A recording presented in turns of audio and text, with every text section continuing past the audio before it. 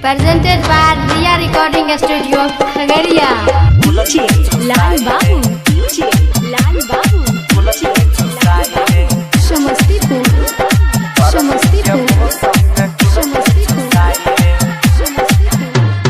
हमारा सजनमा के कुछ ना सुझाई दे कुछ ना सुझाई दे कुछ ना सुझाई दे गर्मी के मौसम में कुल्फी चुसाई दे गर्मी के मौसम में कुल्फी चुसाई दे हमारा बलबुआ के कुछ ना फुराई दे कुछ ना फुराई दे कुछ ना फुराई दे गर्मी के मौसम में कुल्फी चुसाई दे गर्मी के मौसम में कुल्फी चुसाई दे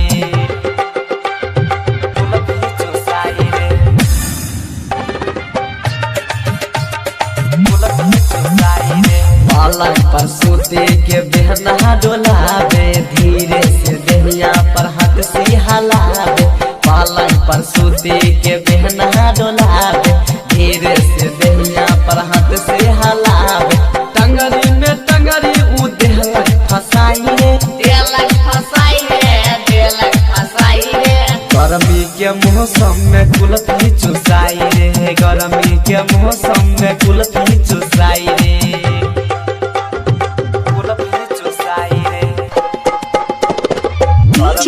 लाल बाबू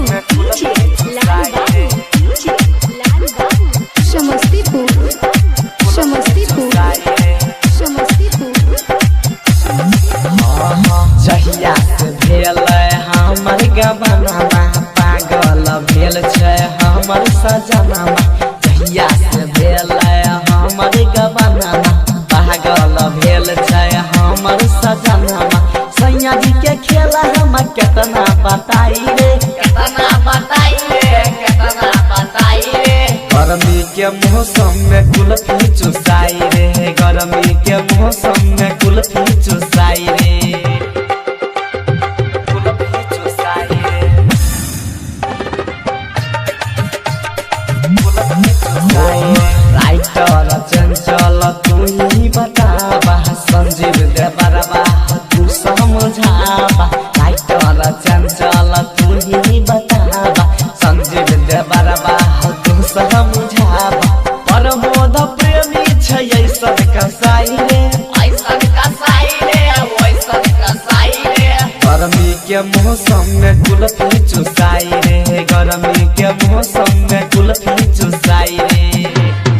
हमारा सजनमा के कुछ ना सुझाई दे कुछ ना सुझाई दे कुछ ना सुझाई दे गर्मी के मौसम में कुल्फी चुसाई रे गर्मी के मौसम में कुल्फी चुसाई रे हमारा बलबुआ के कुछ ना फुराई दे कुछ ना फुराई दे कुछ ना फुराई दे गर्मी के मौसम में कुल्फी चुसाई रे गर्मी के मौसम